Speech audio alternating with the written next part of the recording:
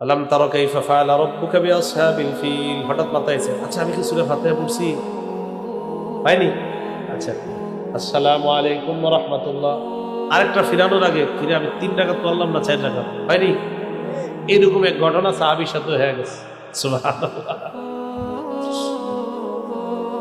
উসমান ইবনে আবিল আস রাদিয়াল্লাহু তাআলা আন আল্লাহর রাসূলের কাছে আসলেন। মুসলিম শরীফের বর্ণনা 2203 নম্বর হাদিস। নবীজির কাছে আসলেন, আসার পর বললেন, ইয়া রাসূলুল্লাহ ইন্না শাইতানা হালা বাইনি ওয়া বাইনা কিরাআতি ওয়া বাইনা সালাতি ওয়া বাইনা সালাতি ওয়া বাইনা কিরাআতি। ইয়া রাসূলুল্লাহ, নামাজের মধ্যে আর আমার কিরাআতের মধ্যে আর আমার নামাজের মধ্যে ইবলিস বারবার সমস্যা সৃষ্টি করে, কি করব? নবীজি বললেন, যাকা শাইতান ইকালু লাহু খিনজাব। এটা হলো একটা শয়তান, তার নাম হলো খিনজাব। বলেন খিনজাব, আরো জোরে, খিনজাব।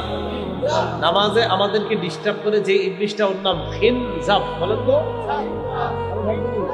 তাহলে এই খিনজাবের সাথে লড়াই আজকে দেখে, যে তুমি খালি আমার নামাজে ডিস্টার্ব করতে আসো না, চলবে না। বলেন তো, আমাদেরকে নামাজে ডিস্টার্ব করে ইবলিসের যেই একটা লোক, কি ওর নাম, ইবলিসটার নাম কি?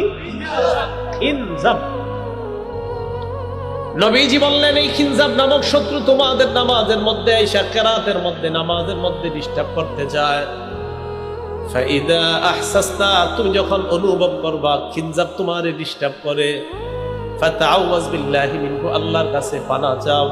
ওয়াকফুল আলা ইয়াসারিকা সালাসা, বাম পাশে 3 বার থুতু দাও।